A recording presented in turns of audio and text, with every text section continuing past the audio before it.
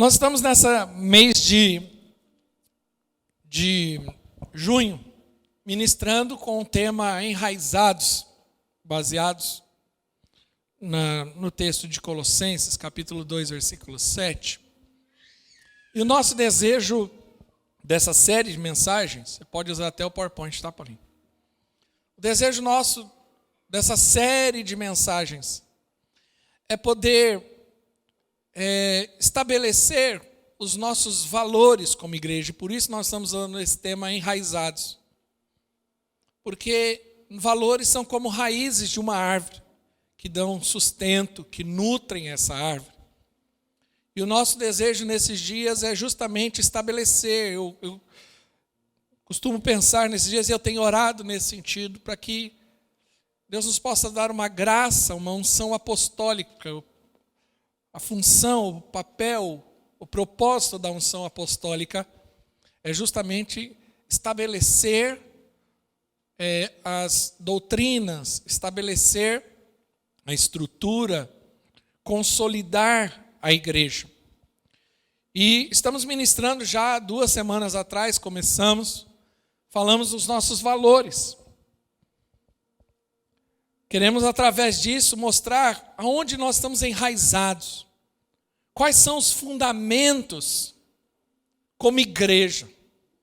Uma palavra mais comum, principalmente aqueles que vieram de uma cultura católica. Qual é o nosso catecismo?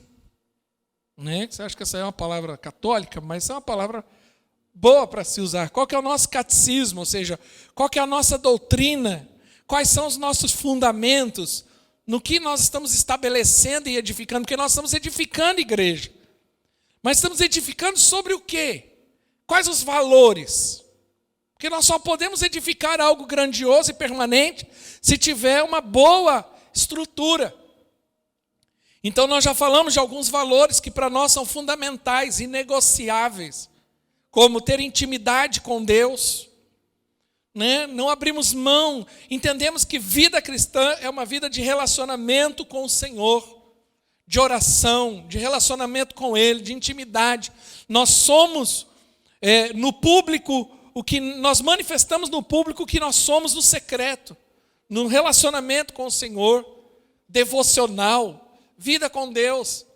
Também falamos de congregar, para nós isso é um valor fundamental para nós, ou seja, estarmos juntos. O culto para nós é importante. Todo cristão precisa entender que ele precisa estar no culto. Nós temos as células, que nós nos reunimos uma vez por semana ali nas casas, um relacionamento mais próximo, menos gente, gera comunhão, outros aspectos que às vezes no culto você não tem, e para nós isso é fundamental. Não abrimos mão disso, porque sabemos que isso é vida de Deus, é saúde para a igreja. Nós acabamos de ouvir um testemunho aqui da irmã dizendo: recebe a célula na sua casa, participa, a família toda é pastoreada por meio desse processo de estar congregando, recebe a palavra, é edificado, é pastoreado por meio das células. Então, isso para nós é fundamental. Na semana passada, na ceia do Senhor, falamos que para mim eu acho que é a mais fundamental de todas, que é sermos uma igreja cristocêntrica, ou seja, uma igreja voltada para glorificar o nome do Senhor, o centro da igreja, o propósito da igreja, a razão de ser da igreja, consequentemente, minha e sua, deve ser Cristo, por Ele, para Ele, e são todas as coisas, e nós vamos viver em função disso. Tudo que nós fazemos é por causa de Cristo, é para Cristo. Começou em Cristo, vai terminar em Cristo. A nossa vida vive em função disso. Isso é ter uma vida cristocêntrica. Não é o eu, não é a minha vontade, não é o meu querer que vai predominar, mas é a vontade do Senhor, é o propósito do Senhor, é Cristo. E hoje eu queria falar sobre sermos uma igreja bíblica, fundamentada na palavra. Nós precisamos entender a importância, o valor que a palavra de Deus tem que ter na nossa vida. Hebreus capítulo 11, versículo 3, diz assim, Hebreus 11, 3. Pela fé, entendemos que o universo foi formado pela palavra de Deus, de modo que aquilo que se vê não foi feito do que é visível. Então, todas as coisas, tudo que Deus faz, Ele faz por meio da sua palavra. Ele criou o universo. Gênesis capítulo 1, Deus disse, Deus falou. E na hora que Deus falou, a palavra saiu da sua boca, as coisas começaram a tomar forma. O universo foi criado. E ele continua. Segundo os cientistas, o universo continua sendo criado, se expandindo. Porque a palavra de Deus não morre, não volta vazia. Tudo que Deus faz, tudo que Ele faz é por meio da palavra. Tudo que existe foi criado através da palavra de Deus. Então nós precisamos entender a importância da palavra de Deus. Qual deve ser a relevância dela na nossa vida? Muitas vezes, por conta de uma cultura religiosa, muitos cresceram com uma Bíblia aberta em cima de algum móvel dentro de casa, achando que isso era ter a palavra. Mas não, a palavra é muito mais do que isso. A palavra, as Escrituras, é a própria palavra de Deus, é a voz de Deus que ainda fala conosco. Por isso que nós temos visto o diabo tentando se levantar, querendo modificar a palavra, reescrever a palavra. Por quê? Porque ele sabe o poder da palavra. Por isso que o diabo se levanta tanto para que você não ouça a palavra, para que você não esteja exposto à palavra. Por quê? Para manter cada um de nós na ignorância. Porque quanto mais ignorantes a palavra nós somos, pior vamos ficar. Na era medieval, no período medieval, foi aonde tentaram sucumbir à palavra e não permitir que as pessoas tivessem acesso. A religião predominante da época impediu que o povo tivesse acesso à palavra. É conhecido como período medieval, mas também período negro da história, onde as pessoas sofriam na ignorância da palavra, até que uma luz brilhou, que foi a Reforma Protestante. E a Reforma Protestante foi justamente isso. Foi uma restauração da palavra, foi ter acesso à palavra. O propósito daqueles reformadores foi: precisamos pregar a palavra e expor as pessoas à palavra. Assim foi a vida de Martinho Lutero e tantos outros reformadores. Uma revolução no mundo, na história, aconteceu a partir de 1517, por conta da Reforma Protestante. E o propósito da Reforma Protestante foi levar a palavra, as Escrituras às pessoas. E o mundo mudou. Politicamente, economicamente, houve uma mudança significativa na sociedade. Consequência disso veio a Revolução Industrial e tantas outras revoluções, e ainda estamos vivendo as consequências dessa mudança, dessa revolução lá atrás, dessa reforma. Por quê? Porque a partir do momento em que as pessoas foram expostas à palavra de Deus, o poder de Deus começou a agir. A sociedade mudou porque a palavra tem esse poder. A Confissão de Fé Batista, um livro escrito em 1689, é a base, da Confissão de Fé Batista, mas também é baseado nas 5 solas da Reforma Protestante. A Reforma Protestante ela teve 5 pilares, conhecido como 5 solas. Uma delas foi sola Escritura, somente a Escritura, mas nada tinha autoridade, nada tinha maior autoridade do que a Escritura. A palavra de Deus era a autoridade máxima para nós que somos povo de Deus. Não há palavra de homens, não há palavra do Papa que fosse mais importante do que a palavra de Deus. E foi por conta dessa bandeira, dessa verdade, que homens e mulheres morreram, queimados. Foram assassinados porque acreditaram em ensinar essa verdade. E a Confissão Batista de 1689 diz, declara na sua confissão de fé, que é a nossa confissão de fé como base: as Sagradas Escrituras são a única, suficiente, correta e infalível regra de todo conhecimento, fé e obediência para a salvação. Somente as Escrituras, nada além das Escrituras. A autoridade máxima da nossa vida deve ser a palavra de Deus. Eu vivo em função da palavra. O que a palavra diz que eu sou, eu sou. O que a palavra diz que eu não sou, eu não sou. E a minha vida é baseada nisso, a minha fé é baseada nisso. Por isso que nós vemos lá em Josué, Deus falando para Josué, não se desvie da palavra nem para a direita nem para a esquerda, porque se você fizer isso, você vai prosperar. Salmo 1, Deus repete essa mesma instrução, não se desvie da palavra, fica na palavra, porque por meio da palavra você vai prosperar. Então, a palavra para nós é fundamental, é um valor inegociável. Eu não abro mão da palavra, de conhecer a palavra, de meditar na palavra de noite, porque a Bíblia diz que quem medita nela de noite prosperará em todas as coisas. As Sagradas Escrituras são a única e suficiente, eu não preciso de outra coisa. Não há livro de autoajuda, não há coach, não há ninguém que possa trazer o que a palavra me dá. A palavra já me dá tudo o que eu preciso. Para a minha alma, para o meu espírito, para o meu corpo, para a minha família, para o meu casamento, para meus relacionamentos, tudo que eu preciso está na palavra, e se tiver alguma coisa que está fora da palavra, isso não serve para mim, e assim deve ser o povo de Deus. No livro de Atos diz que os bereanos eram os mais nobres, porque quando eles ouviam a palavra, eles ficavam vendo se aquilo que o homem pregava era aquilo que estava escrito. Havia nobreza naqueles homens porque eles se preocupavam em saber se era aquilo de fato. Quanta baboseira nós estamos ouvindo aí, que não tem nada a ver com a palavra de Deus. Então nós precisamos entender o quanto isso é importante.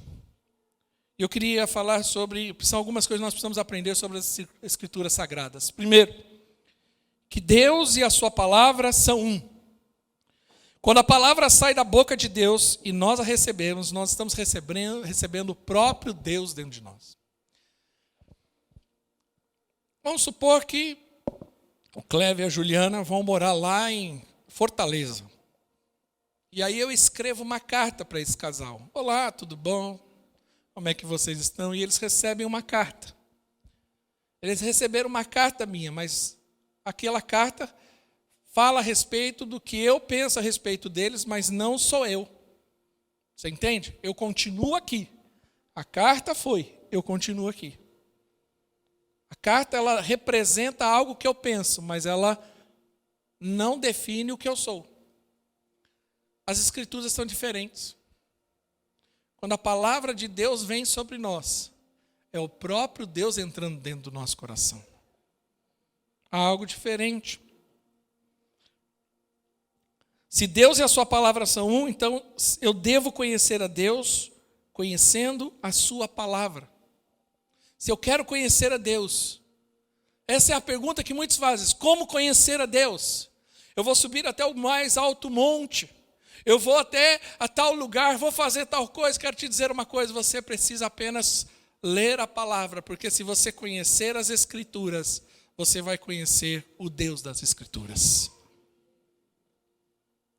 Testemunho bonito de C.S. Lewis é esse. Ele foi ler as Escrituras tentando provar que Deus não existia. E acabou se convertendo ao Deus das Escrituras. E se transformou num dos maiores teólogos e influentes do século XX. É o que escreveu Nárnia, né, para muitos aqui. Se eu quero conhecer a Deus, eu conheço as Escrituras. Se eu quero amar a Deus, eu preciso amar as Escrituras. Se eu quero crer em Deus, eu preciso crer na sua palavra. Como diz em João, capítulo 14, 21, Jesus diz assim: aquele que tem os meus mandamentos e os guarda, esse é quem me ama. Aquele que tem os meus mandamentos e os guarda, esse me ama.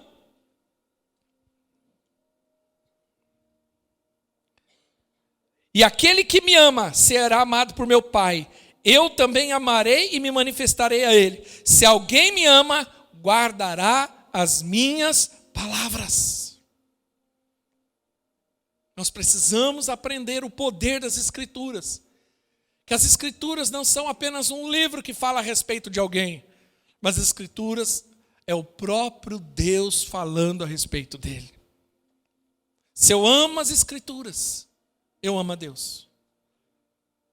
Se eu quero amar ao Senhor, eu preciso amar a palavra, meditar na palavra. Não ler apenas como um livro qualquer, ou porque me mandaram fazer um devocional. Não, mas ler como se fosse a carta de amor de um apaixonado. Eu vou conhecer o coração de Deus por meio das Escrituras. E se Deus e a sua palavra são um, então eu me encho de Deus à medida que eu me encho da palavra. Quantos querem ser cheios de Deus?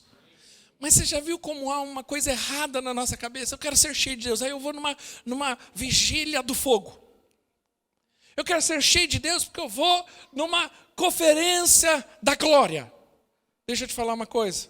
No livro de Efésios, capítulo 5, versículo 18, diz assim: E não vos embriagueis com vinho no qual há dissolução, mas enchei-vos do Espírito, falando, repita comigo, falando, entre vós com salmo, entoando e louvando ao coração o Senhor, com hinos e cânticos espirituais. Aqui nós encontramos a maneira bíblica de sermos cheios do Espírito de Deus, falando, mas não falando qualquer coisa, falando a palavra de Deus. Paulo está orientando, não vos embriagueis com vinho no qual há dissolução, mas sejam cheios do Espírito. E como que eu sou cheio de Espírito? Falando, o texto diz. Falando entre vós. Quando eu falo da palavra, quando eu compartilho a palavra, quando eu discuto a palavra, eu vou me enchendo dessa palavra. O segredo aqui está no falar a palavra. Por isso que é muito importante, né, Salmo capítulo 1 diz assim: não se assenta na roda dos escarnecedores. Uma coisa que nós deveríamos ser mais criteriosos é que tipo de conversa nós permitimos quando sentamos. Porque perceba que esse tipo de conversa define a nossa condição espiritual. E a falência espiritual de muitos está justamente isso, que quando senta não há um hino, não há um salmo, não há um louvor, não há uma palavra de Deus. Eu me lembro, ainda jovem, faz pouco tempo, mas era jovem, fui viajar com um grupo da igreja, e eu me lembro que nós estávamos na praia, grupo assim de pessoas. Eu lembro que nós estávamos no quarto e na praia tem uma questão do calçadão, aquela coisa toda. E eu me lembro que nós começamos a nos arrumar, mas aí começamos a arrumar, nos preparar para ir para o calçadão, como tradicionalmente todo mundo faz. Mas aí nós começamos a conversar sobre a palavra de Deus. Eu me lembro até hoje. Nós começamos a discutir aquele texto de Gênesis, que fala que os filhos dos homens se relacionaram com as filhas de Deus, e aí tiveram gigantes. E nós entramos numa discussão, começamos a abrir a Bíblia, e ali a gente começou a conversar. Havia ali alguns de nós que já eram seminaristas, e seminarista gosta de uma discussão, né? Eu me lembro, e a gente ali discutindo. Eu me lembro que chegou uma hora que nós percebemos que nós perdemos o time de ir para o calçadão, ficamos até, eu me lembro que aí um já catou o violão e começou a louvar, e virou igreja dentro daquela casa na praia. Nós não fomos para calçadão, não precisamos passar, e foi um momento tão gostoso, porque nós nos enchemos da palavra de Deus, começamos a falar exatamente aquilo que a Bíblia fala que é para a gente falar. Segunda coisa que nós precisamos entender sobre a palavra de Deus é que a palavra de Deus gera fé. Romanos capítulo 10, 17 diz: de sorte que a fé vem pelo ouvir e ouvir a palavra de Deus. A fé, ela é algo do ser humano, mas a medida de fé como dom de Deus, ela só chega a nós por meio de ouvir a palavra. E esse ouvir a palavra, em algumas traduções eu acho que está melhor colocado, que é ouvir a pregação da palavra. Nós precisamos estar expostos à pregação da palavra, ouvir a palavra. Nós precisamos estar, se nós queremos ser cheios de Deus, nós precisamos estar continuamente ouvindo a palavra de Deus. Continuamente. Eu acho que é um desafio pastoral Eu me sinto desafiado. E eu acho que é o desafio de todo pastor, porque nós temos normalmente 4 domingos por mês. Uma reunião por semana. Onde nós pregamos aí 50 minutos, 1 hora, quando passa disso o povo já reclama. Aí nós temos dentro de um mês 4 reuniões, vamos colocar 1 hora. São 4 horas dentro de um mês para poder pregar a palavra. Se nós pensarmos esse nível de tempo, é pouco. Eu fico pensando dentro de mim, eu queria falar tanta coisa, se eu pudesse eu pregava todo dia. Porque tem tanto assunto que eu precisava falar, tanto assunto. Pensando nesse dia, acho que se eu vou fazer uma semana assim, um dia só de Apocalipse, um dia de Efésios, um dia de Gênesis, só pregando, ensinando. Né? É que não dá, mas por quê? Nós temos a célula justamente por isso, que a célula ela faz esse processo de ruminarmos a palavra, discutirmos a palavra, e isso nos ajuda a sermos edificados na palavra. Nós não precisamos pedir fé a Deus. Nós precisamos apenas ouvir a palavra de Deus. Então a fé se manifestará naturalmente. Porque viver pela fé é viver ouvindo a palavra e viver pela palavra. Quem está entendendo, diga amém. A fé nada mais é do que pôr a palavra de Deus em prática. A fé está aí. Tem muita gente que está querendo receber fé, mas a fé dele ele já recebeu. Ele precisa agora ter fé para praticar a palavra. Se a palavra diz a respeito disso, eu preciso dar esse passo de fé. Viver conforme a palavra. Se a palavra diz que é esse o caminho que eu vou seguir, então é por esse caminho que eu devo seguir. E a palavra de Deus nos explica tanta coisa. Eu quero prosperar, a palavra de Deus nos ensina. Eu quero ter um bom casamento, a palavra de Deus me ensina. Eu quero saber educar meu filho. Eu estava hoje, um pouco antes de sair de casa, meditando, abri a Bíblia, eu estava lá em Provérbios, sobre disciplinar o filho. A Bíblia diz que a insensatez está ligada ao coração da criança, mas você tira a insensatez com a disciplina da vara. Só aí eu acho que eu já tenho uma mensagem. Falei, esse versículo aqui, eu falei, eu já vou até guardar aqui, para quando apresentar uma criança, eu já sei um texto aqui para ajudar os irmãos. Mas sabe qual é o problema? Eu vou dar um exemplo. Tem muitos pais que querem usar a pedagogia moderna, mas não querem usar a Bíblia para educar seus filhos. Não. Meu filho, eu faço de outro jeito. Porque a Bíblia eu questiono. Ele não fala desse jeito, mas a partir do momento que você se nega a cumprir a palavra, você está questionando a palavra. O poder da palavra. Pensando sobre prosperidade, a Bíblia diz claro sobre prosperidade, a importância de dizimar e ofertar, de ser uma pessoa generosa, mas a pessoa ela quer inventar de tudo. Ela vai atrás de cada maluquice da internet. 7 dígitos em 7 dias, não sei o quê, não sei o quê. Ela faz cada peripécia, pirâmide, não sei o quê. Umas coisas que eu falo assim, da onde a pessoa tira que acha que vai ficar rica desse jeito? Mas a palavra diz a maneira de nós prosperarmos. Você tem uma gama. Eu quero fazer terapia de casais, eu quero fazer isso, eu quero fazer aquilo. Ótimo. Mas a palavra ensina sobre isso. A palavra fala sobre como conduzir, como que o homem deve se comportar dentro de casa, como a mulher deve se comportar dentro de casa, como ela deve agir como mulher, como esposa, como homem, como marido. Mas sabe o que é? Muitos se negam às escrituras, dão as costas para a escritura, e não cumprem a palavra. E aí sofrem. Quem está entendendo, diga amém. Nós precisamos aprender a agir de acordo com a palavra, como a palavra de Deus nos ensina. Vou dar um exemplo. Se a palavra de Deus diz que eu estou assentado em Cristo, nos lugares celestiais, acima de todo principado e poder, então essa é a nossa posição que me vejo e ajo de acordo com essa verdade. Isso é praticar a palavra. Então, se Deus está me dizendo que em Cristo eu estou assentado nas regiões celestiais, E a Bíblia diz que Cristo colocou abaixo dos seus pés todo principado e potestade, esmagou a cabeça da serpente. E se eu estou em Cristo, então eu devo me apropriar dessa verdade. Então quando vier um demônio contra a minha vida, uma situação dessa, como que eu devo agir? Eu não preciso temer, eu não preciso fugir. Eu simplesmente me aproprio dessa verdade e falo assim, você vai ter que bater em retirada, porque eu não temo a você, porque eu estou assentado com Cristo nas regiões celestiais, porque maior é que está em mim do que neste mundo. Alguém aqui tem medo de formiga? Então por que você tem medo do diabo?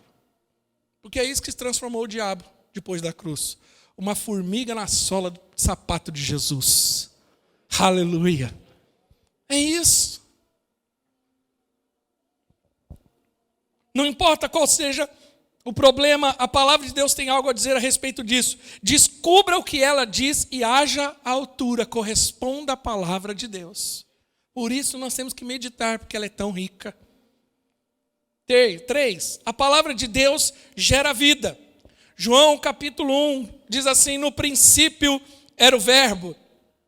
E o verbo estava com Deus, e o verbo era Deus. Diga, o verbo era Deus. Aleluia. Ele estava no princípio com Deus. Todas as coisas foram feitas por intermédio dele. E sem ele nada do que foi feito se fez. A vida estava nele e a vida era a luz dos homens. A palavra de Deus é a vida de Deus no nosso espírito. Ele era o verbo que se fez carne. Ele é a própria palavra. A palavra criadora, a palavra geradora é o próprio Cristo. E hoje ele se fez carne e habitou em nosso meio. Então nós hoje temos a palavra, nós temos a autoridade. O poder da criação. O poder de gerar vida por meio da palavra. Quem está entendendo, diga amém. A palavra gera vida. No livro de Tiago diz que, pois segundo o seu querer, ele nos gerou pela palavra da verdade, para que fôssemos como primícias das suas criaturas, como eu fui gerado pela palavra da verdade. Um dia eu ouvi uma palavra, você consegue lembrar disso? E foi nesse dia que a palavra entrou no seu espírito, uma semente divina, do próprio Deus, como se fosse Deus soprando ali em Adão, que ainda era só barro. E quando Deus liberou a palavra, houve vida. E aquele homem inanimado de barro se levanta e se transforma num filho de Deus. E é assim que acontece comigo, com você, quando nós somos gerados pela palavra. Hoje é dia 19. Então, terça-feira, vai fazer 24 anos que eu estava numa igreja, primeira igreja batista de Suzano, sentado como você, perdido, sem Deus, cego, angustiado com as minhas angústias internas, me sentindo morto. Mas aí eu ouvi uma pregação. E eu me lembro, como se fosse hoje, 24 anos depois, aquela palavra entrava e ela chacoalhava eu por dentro. Eu me tremi inteiro dentro daquele lugar. Igreja Batista, os bancos de madeira. E eu me lembro que eu me segurava desconfortável por conta dos meus sentimentos. Estranho a tudo aquilo, mas aquilo batia como um martelo na minha alma. E o meu espírito ali começou a receber algo de Deus.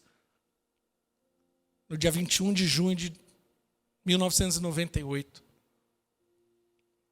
Um domingo frio, como tradicionalmente é, principalmente na cidade de Suzano.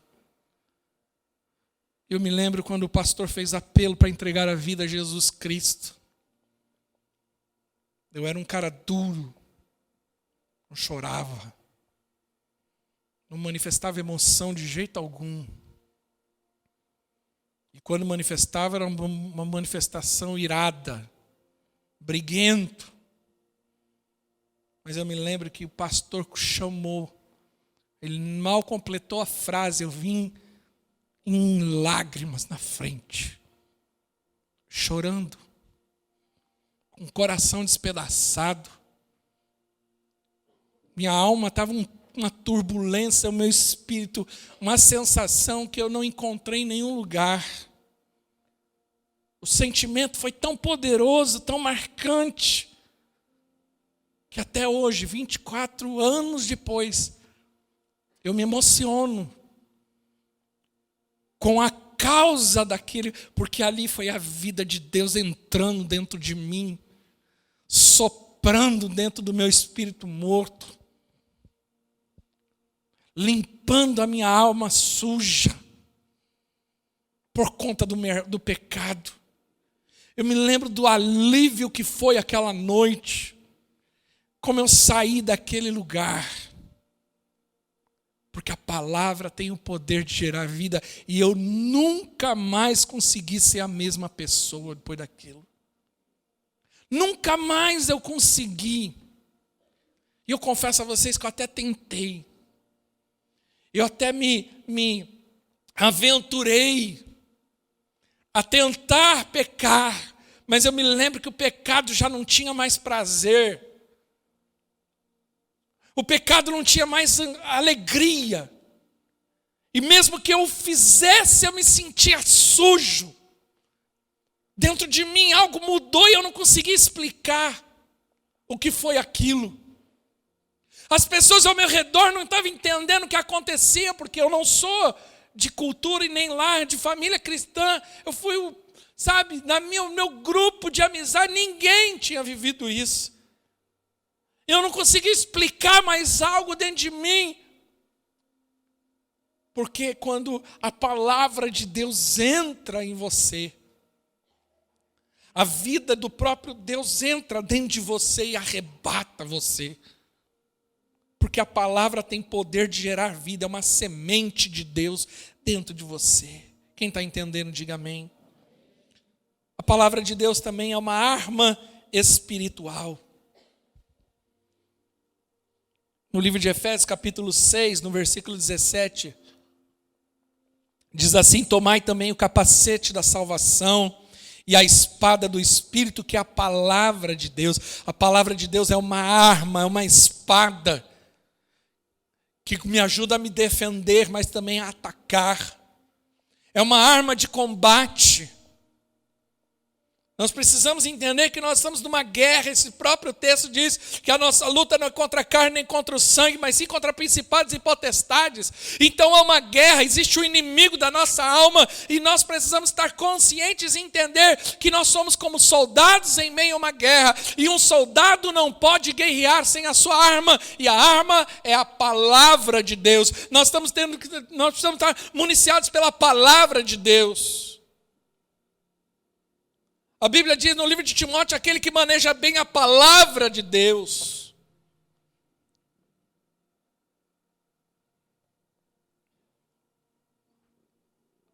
Em Apocalipse, João tem uma visão de Jesus glorificado. E olha como ele descreve Jesus: tinha na mão direita 7 estrelas, e da boca saía-lhe uma espada, uma afiada espada de 2 gumes. Da sua boca, a imagem que João tem de Jesus glorificado, não é aquele Cristo descrito de forma ali fraca, numa cruz, não. Ele está falando de um ser glorioso, e esse ser saía uma espada da sua boca. Capítulo 4, a Bíblia diz que antes de começar o seu ministério, Jesus é levado ao deserto pelo Espírito. E ali ele fica 40 dias, e a Bíblia diz que ele é tentado por Satanás. Ali era o teste de Jesus, da vida, do ministério.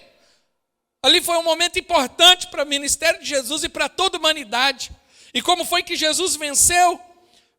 Capítulo 4, versículo 1 em diante diz assim: então foi conduzido Jesus pelo Espírito ao deserto, para ser tentado pelo diabo, e tendo jejuado 40 dias e 40 noites, teve fome. Chegando então o tentador, disse-lhe: se tu és filho de Deus, Manda que essas pedras se tornem pães. Mas Jesus lhe respondeu: está escrito, nem só de pão viverá o homem, mas de toda a palavra que sai da boca de Deus. Então o diabo levou a cidade santa, colocou sobre o pináculo do templo e disse-lhe: se tu és filho de Deus, lança-te daqui abaixo.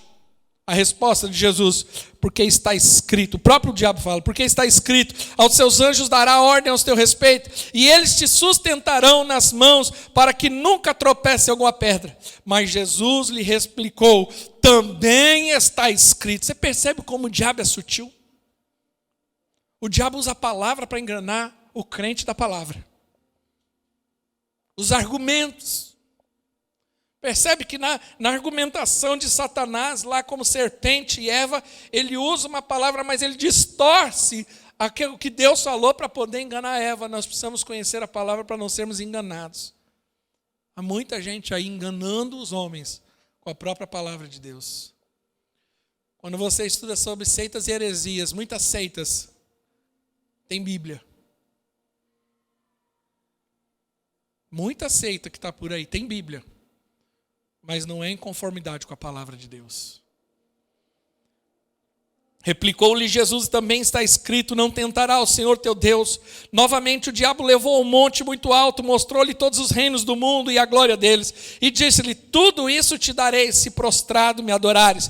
Então ordenou-lhe Jesus: vai-te, Satanás, porque está escrito. Olha como a palavra dá autoridade. Ao Senhor teu Deus adorarás e só a Ele servirás. Então o diabo o deixou e eis que vieram os anjos e o serviram. Como que Jesus vence com a palavra? Não foi um argumento natural. Nós vivemos numa época onde as pessoas estão querendo usar argumento natural. E eu vejo muita gente caindo e a igreja precisa estar consciente disso. Nós vivemos numa época onde existe uma influência muito grande de um modo de pensar chamado relativismo. O que é isso? Tudo é relativo. O que é verdade para mim não é verdade para você. Por isso que nós estamos vendo tanta... como é que fala? Polarização. Obrigado, Léo. Nós estamos ouvindo muito essa expressão, muito polarizado. E nós estamos vendo grupos, cada dia mais... grupos se fechando como se fosse tribo. Eu falei esses dias aqui, por que há muita briga? Porque quem briga é tribo. Por que dessa polarização toda? Você já viu que tem tudo? Nem o movimento LGBT consegue se definir, LGBTQ+, o pi ao quadrado, e assim vai. Entendeu? Por quê? Porque é tudo influência dessa maneira de pensar, dessa filosofia chamada relativismo. O que é o relativismo? Tudo é relativo. Você vem e expõe uma verdade. Bom, isso é verdade para você, mas não é para mim. Não, isso aqui é um copo de água. Não, é para você, mas para mim eu acho que é de coca. É assim que está funcionando hoje. Porque na cabeça dele, ele acha que ele pode pensar assim. Entendeu? A razão foi para o espaço. O bom senso, então, acabou. Não tem mais bom senso.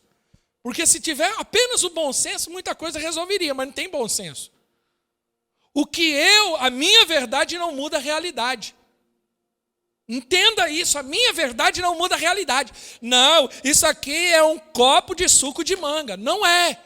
Não, mas eu acredito, eu vou ficar aqui, positivismo. É um copo de suco de manga, é manga, é manga, é manga, é manga.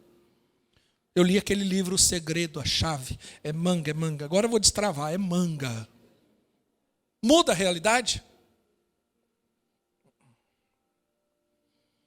Não muda. É o que a gente tem visto hoje. Por isso que essa polarização, o bom senso, é o bom senso, apenas o bom senso. É um copo com água. Ponto. Acabou. Não existe. É para você, não é para mim, meu filho. É bom senso. Pode ser idiota, imbecil. Isso é imbecilidade já. Não, é para você, seu sexista, machista, aguafóbico, terraplanista. É assim hoje. terraplanista. Do nada tira assim as coisas. Eu falei, meu Deus do céu, é o bom senso. Mas por quê? Por isso que nós estamos cada dia mais, nós precisamos entender o que é a palavra, porque é na palavra, é pela palavra, a verdade para nós é a palavra, não é o que eu penso, o que eu acho. É a palavra de Deus. É assim que nós devemos viver. A palavra de Deus diz, e Deus criou o homem, macho e fêmea. Ponto, acabou, não tem. Ah, não, é relativo. Não, se eu quiser ser meio termo, um pouquinho para lá, ou querer ser os dois, eu posso. Não pode. Aonde está a verdade? Na palavra de Deus. Você entende porque a perseguição aos cristãos? Porque a perseguição a essa cultura conhecida como judaico-cristã?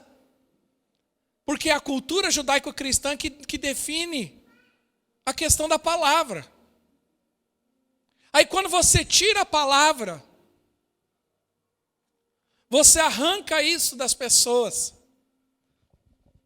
As pessoas já não têm mais um guia moral. E elas começam a achar o que elas podem fazer, pensar, não, eu nasci em Marte, eu sou marciano. Não, você nasceu aqui e aqui no Tapera Grande. Não, eu nasci em Marte. Mas sabe por que essa ignorância? Porque a ignorância é a palavra. No livro de Daniel, Deus fala isso, meu povo perece por falta de conhecimento. Conhecimento da Bíblia, da palavra. Quem está entendendo, diga amém.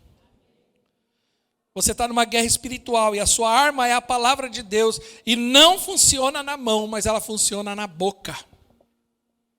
Não é aberta no Salmo 91 que vai expulsar demônio da sua casa. Porque, irmão, pensa comigo. Você pode até ter como um item de decoração. Mas pensa comigo. Imagina um demônio passeando. Aí ele está entrando, ele fala, decidi entrar na sua casa. Aí na hora que ele olha, ele... Aí os outros demônios que estão com ele falam assim, o que aconteceu, amigo? Ele falou assim, rapaz, olha o que tem ali. O quê? Uma Bíblia aberta. E está onde? No Salmo 91. Eu falei, então foge dessa casa. Não é assim. Mas se você pegar o Salmo 91 e levantar e começar a declarar, rapaz, vai estremecer o inferno. Quem está entendendo, diga amém.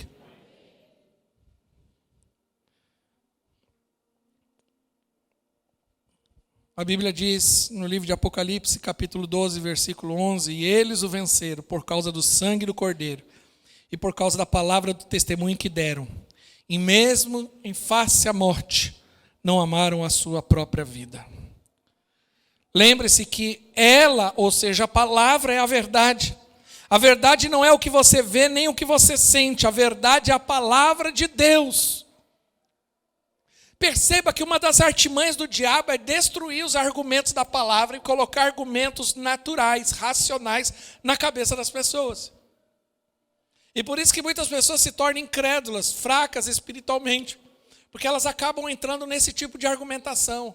Ah, eu não presto, eu não sirvo, eu sou um Zé Mané mesmo, eu sou um coitado, eu sou isso. Mas o que a palavra diz ao teu respeito?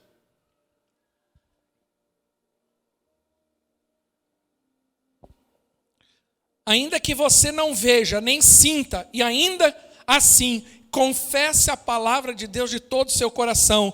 A confissão vai gerar fé no seu interior, e essa confissão vai produzir uma realidade.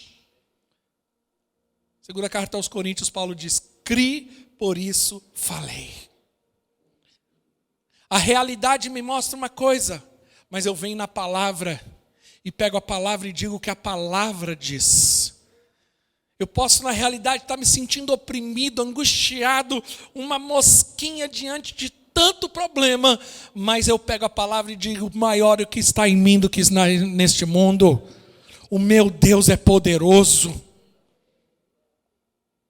Eu posso estar passando por todas as necessidades e circunstâncias de privações, mas eu posso declarar a palavra de Deus, o meu Deus, segundo as suas riquezas, suprirá todas as minhas necessidades em Cristo Jesus. Aleluia. Eu posso estar sendo bombardeada pelo exército inimigo, mas eu posso declarar, A palavra de Deus que diz que nenhuma arma preparada contra mim prosperará. Aleluia! Que o inimigo vem por um caminho, mas ele é obrigado a fugir por 7 caminhos. E assim eu continuo confessando a palavra de Deus. Aleluia! A palavra de Deus também é alimento. Jesus diz, porque não só de pão viverá o homem, mas de toda palavra que sai da tua boca. Quando um bebê nasce, ele precisa de um alimento que é próprio, é necessário para que ele, através daquele alimento, ele se desenvolva, ele cresça, ele amadureça, ele amadureça. Ou seja, assim é a palavra de Deus para nós. Olha o que diz ali em 1 Pedro 2, diz assim, desejai ardentemente, como criança recém-nascido, genuíno leite espiritual, para que por ele vos seja dado crescimento para a salvação, se é que já foste provado que o Senhor é bom. É interessante esse texto, porque ele fala de salvação, mas espera aí, eu já não fui salvo. Você foi salvo, mas você está sendo salvo. O seu espírito foi salvo. Mas o segundo aspecto da salvação é a transformação da alma.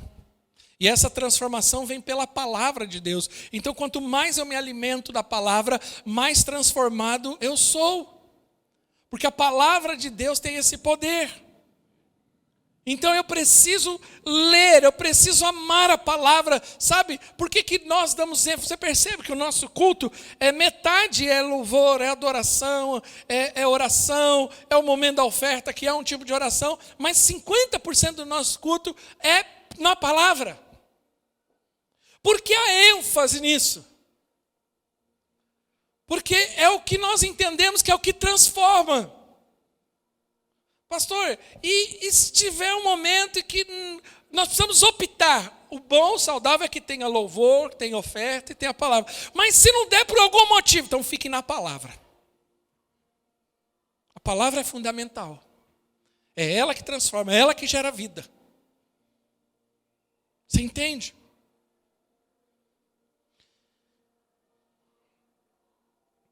A palavra que nos ajuda a crescer, a amadurecer. Porque a palavra, e é o 6º tópico, ela tem o poder de nos transformar.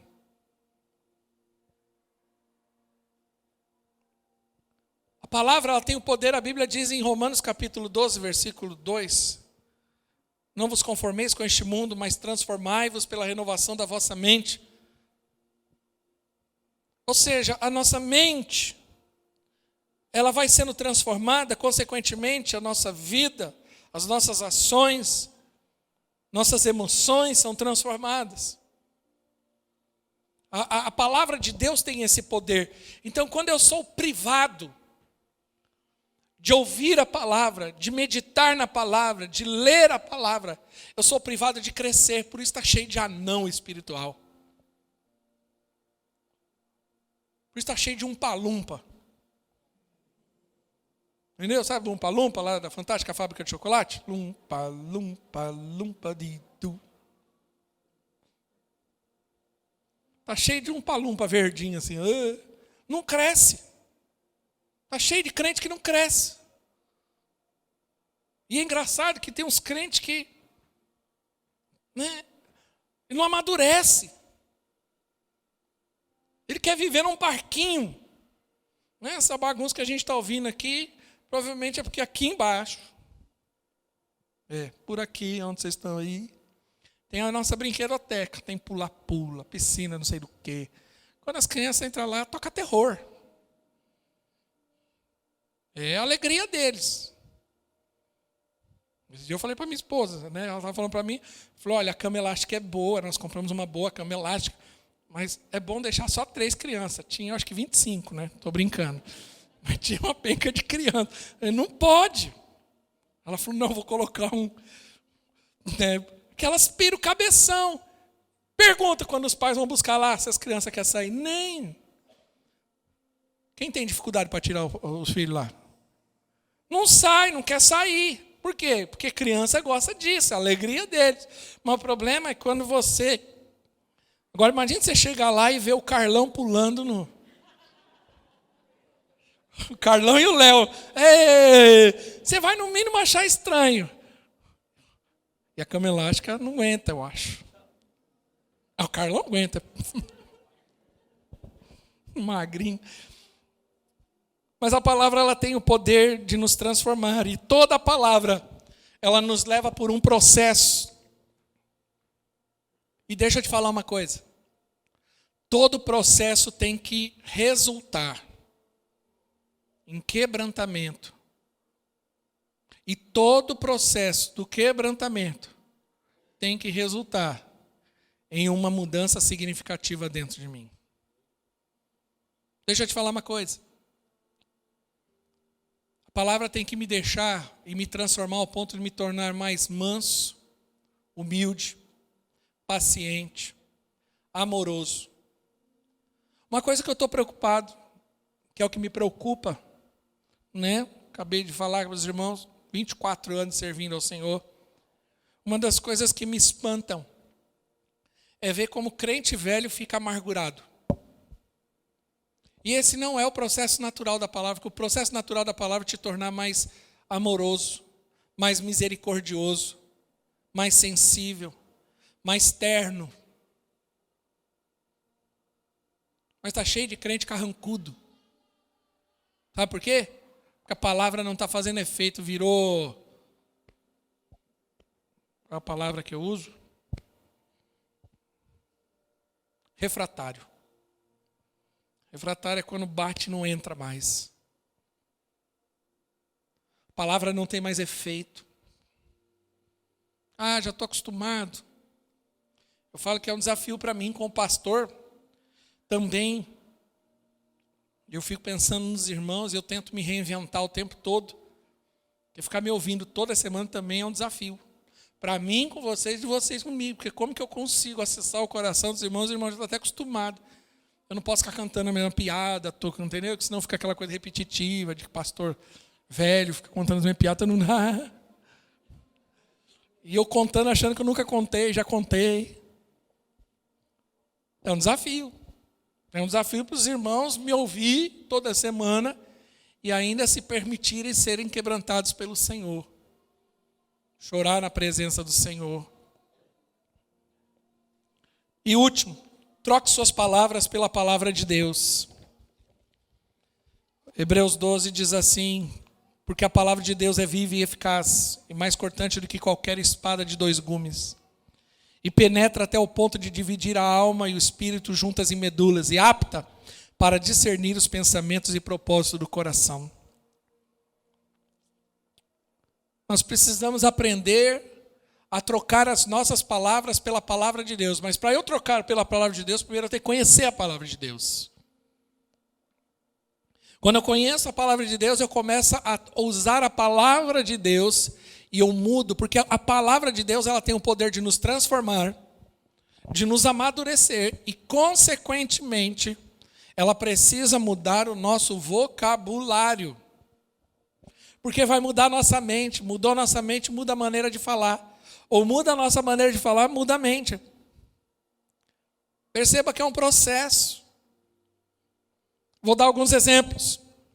Isaías 53 diz assim, que pelas suas pisaduras foste sarados. Mas aí o crente fica o tempo todo dizendo, eu estou doente, eu estou ruim. Você precisa declarar a palavra de Deus. A palavra de Deus diz, em todas as coisas nós somos mais que vencedores. Mas aí o crente fica o tempo dizendo, eu sou um fracasso, eu não presto, eu não sirvo para nada. A palavra de Deus diz assim, tudo posso naquele que me fortalece. Mas aí o crente diz, eu sou tão fraquinho, miserável, pecador, estou sempre caindo, eu não tenho jeito mesmo. Eu sou um Zé Mané ou uma Maria Mané. Nota a diferença? Você olha para a palavra de Deus superficialmente, como se ela estivesse falando de uma outra pessoa. Você precisa entender que Deus está falando com você. E você precisa se apropriar. E como que eu devo ler a palavra? Toda vez que você ler a palavra, você precisa pegar aquela palavra e se apropriar para você. Por isso que é importante o processo de memorização. Por isso que é importante o processo de declaração, de confissão. Tem o hábito, na minha Bíblia você vai abrir aqui, tem às vezes a data, o dia, o local, que aquela palavra falou no meu coração. E eu uso aquilo como uma profecia pessoal. Entendeu? Me lembro até hoje, quando eu estava angustiado. Eu estava com a sensação de que nada estava acontecendo, uma sensação de que, sabe quando você não enxerga nada, sua vida parece, você está numa escuridão, que você parece que você está tateando e você não consegue ver, enxergar, ter perspectiva de nada. Aí um dia me lembro desse texto, Isaías 50, versículo 10. Não estava marcado, mas vamos lá.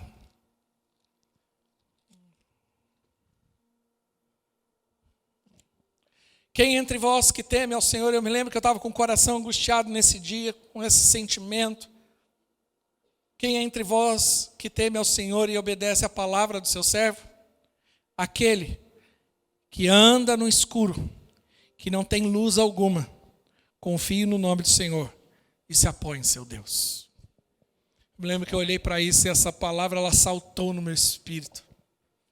E eu comecei a declarar isso. Eu falei, Deus, eu não estou vendo, eu não estou percebendo, não vejo solução, não vejo resposta. Minha sensação é que eu estou como no escuro tateando, mas eu vou continuar confiando no Senhor e que o Senhor me guia no meio dessa noite escura. E aí, por conta disso, acabei memorizando o versículo, porque aquela palavra fez efeito na minha vida. Me lembro quando eu estava passando uma necessidade, eu precisava muito de um milagre, e eu estava passando dificuldade demais, sabe, não tinha na minha casa, não tinha, era eu e a minha esposa, e não tinha, a comida era para aquele dia, e eu não tinha recurso, não tinha fonte, não tinha nada, era o Senhor. E eu me lembro que eu passando, e naquele dia eu acordei de manhã, nós comemos o pão. Eu falei, Deus, eu não tenho, mas aí eu fui em Filipenses capítulo 4, abre comigo. Fui ler a Bíblia, porque era a única coisa que me restava.